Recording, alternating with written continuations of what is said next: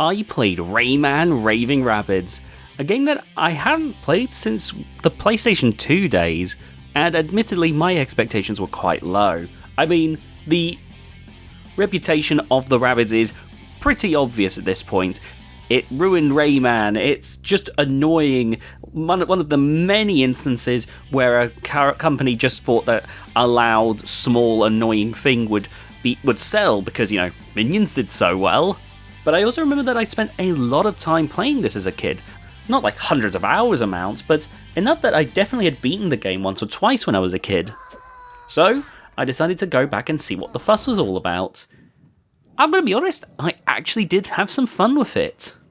The story of Rayman Raving Rabbids is simple. You've been kidnapped, and you've got to perform all these tasks so that, Rayman can finally be free again.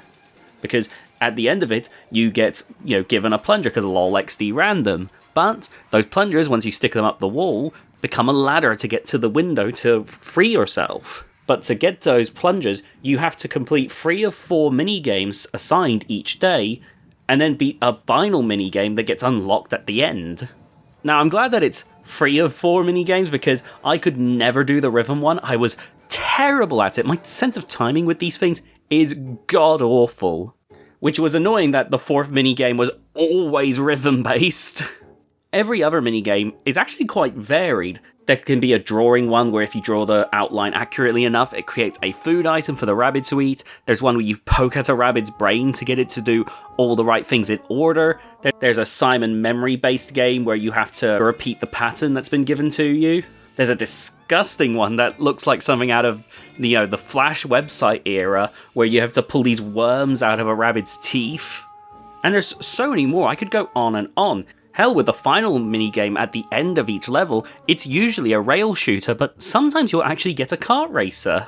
Sure, not every minigame is created equal, but there was enough variety and the minigames were typically short enough that it was really hard for them to be truly annoying. There was only a very, very select few which kind of wound me up. The ice skating one, once the holes got involved, was a bit of a nightmare because it wanted me to be exactly 2 meters, but between the, all of the obstacles and the other characters, it is a that took me way longer than it should have.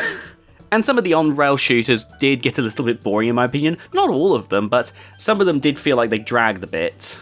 The games are also very easy. It's clearly targeted towards a younger demographic, so you're likely to have no issues at all when playing these games. The same thing goes with the sense of humour of the game. The game is full of loud equals funny screams from the Rabbids, which I just genuinely did not care for, but it didn't ruin my experience or anything. The game also still looks pretty good even after all this time. Honestly, I don't have a lot of complaints about this experience. I managed to get it super cheap off of Good Old Games in a bundle including Rayman 1, 2, and 3, so the fact that I paid $1 something for it, I'd say I'm pretty happy with what I got from the experience. If you're able to get the game in a sale, I'd highly recommend checking it out if you like minigame compilations, because, you can get a little bit of fun out of it. My recommendation if you're looking to beat the story mode is to do what I did and play it in short bursts, because during my longer play session, it did feel like it was starting to wear out its welcome, but when I came back to it for my final play session, it started feeling fresh again, so don't try to binge it all in one go, that's my recommendation. But yep, this game gets a recommendation. Be sure to check out Rayman Raving Rabbids.